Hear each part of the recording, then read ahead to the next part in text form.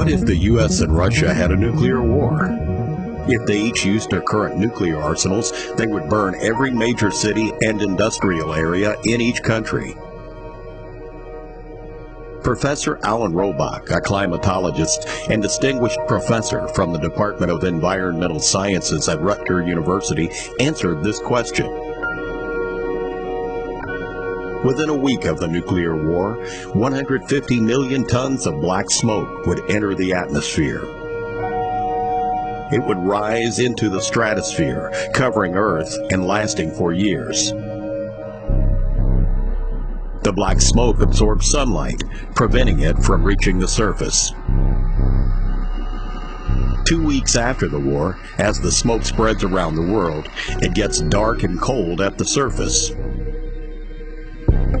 The sunlight that is absorbed by the smoke in the upper atmosphere heats it, destroying the ozone there. This lets dangerous ultraviolet UV radiation to reach the surface. Even though some of the UV will be absorbed by the smoke, much more gets to the surface. UV radiation destroys DNA, the building blocks of life, which will lead to increased cases of cancer. After 2 months, temperatures over all continental land regions plummet below freezing. And now we have a nuclear winter. Agriculture grinds to a halt and will not be possible for several years. At the 2 months mark, rainfall halts over all continental land regions, and some falls as snow instead. This adds to the problem for agriculture. After 4 months, famine begins as existing stocks of food run out. Cold, dry, dark conditions prevent agriculture for several years. After 2 years, most people on Earth have starved to death. A few people on coastlines may survive in a hunter-fisher-gatherer existence, but they have to deal with the cold, dark conditions and the enhanced UV radiation.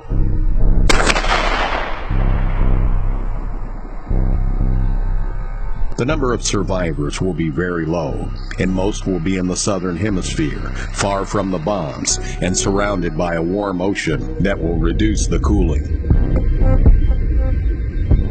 Year 4. Later, temperatures slowly begin to rise, but will not be back to pre-war conditions for another 20 years.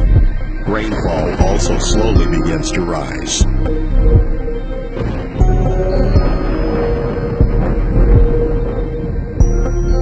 Even 5 years after the war, skin cancer is still on the rise. So is UV damage to plants.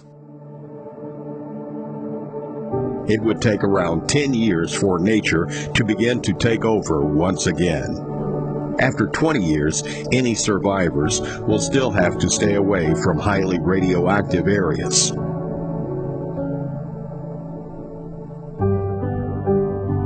All this can happen with the currently operational 4,000 nuclear weapons in the U.S. and Russian arsenals. Even the use of 100 nuclear weapons by any of the 9 nuclear nations could produce climate change unprecedented in recorded human history and result in famine for billions.